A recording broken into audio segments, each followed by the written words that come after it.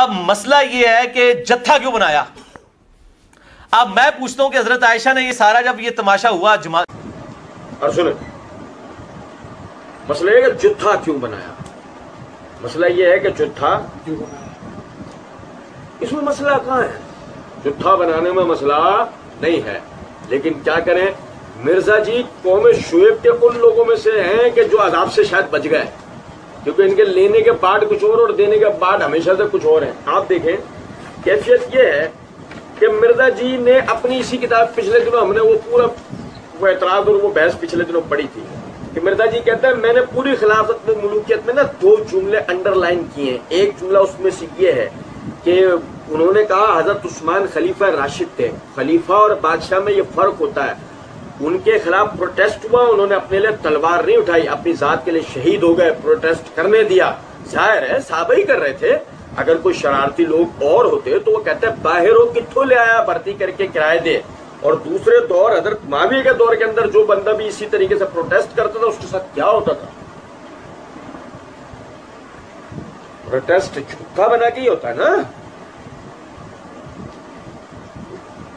आ रहा है जहन में, आ रहा है, यहां से हाजिर हो, यहां से हमें जागने की जरूरत है। आ रहा है जहन में, झूठा बना के ही प्रोटेस्ट होता ना।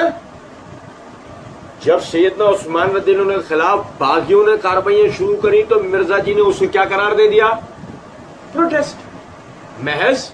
आप देखें बाकायदा बलवे को मिर्जा जी ने महज एक जुलूस करार दे दिया। बलवे को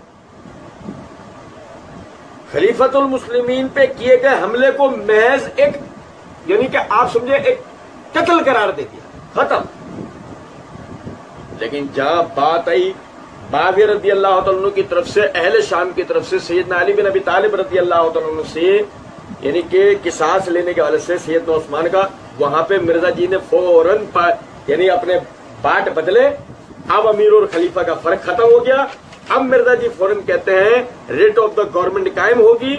मसला ये जुत्था बना के क्यों किया। अब मैं पूछता हूं कि हजरत आयशा ने जब ये सारा तमाशा हुआ, जमल वाला सारा तमाशा हुआ, जमल वाला, अब आप समझे जरा बात को। मैं अभी अर्ज कर रहा था ना थोड़ी देर पहले, मिर्जा जी के मुकल्लिदीन फौरन कहना शुरू हो जाते हैं। अब ये इस बात का ये तो मतलब था नहीं मिर्जा साहब के। मिर्जा साहब तो ये कहना चाह रहे थे। हम कहेंगे कभी माविया रज़ियल्लाहु अन्हु क्या कहना चाह रहे थे वो मतलब पूछने की नौबत आई।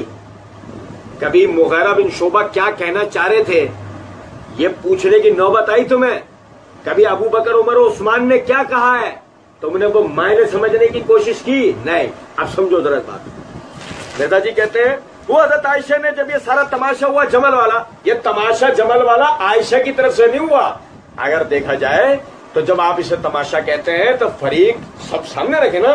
तमाशा करने वाले फरीक में फरीक नंबर 1 बकौल आपके Ayesha, number 2 Talha, number 3 Ammar, number 4 Zubair,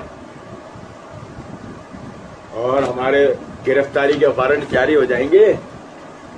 specially number 5 मैयत उठेगी मिर्जा जी की, इसके बाद सैयदना अली बिन अबी तालिब रज़ियल्लाहु तआला अन्हु।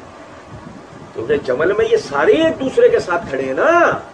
आपने जब मुंह भर के कह दिया, और ये जो तमाशा हुआ जमल वाला, तू जिस कमरे में बैठकर ये डुगडुगी बजा रहा है ये सारा तमाशा नहीं कर रहा तू, लेकिन वो सहाबा किराम रिज़वानुल्लाह अलैहिम अजमईन फितने को रफा करने के लिए जो मेहनत कर रहे हैं उसको बैठकर तेरे जैसे टके भर के आदमी ने कह दिया ये जो तमाशा हुआ।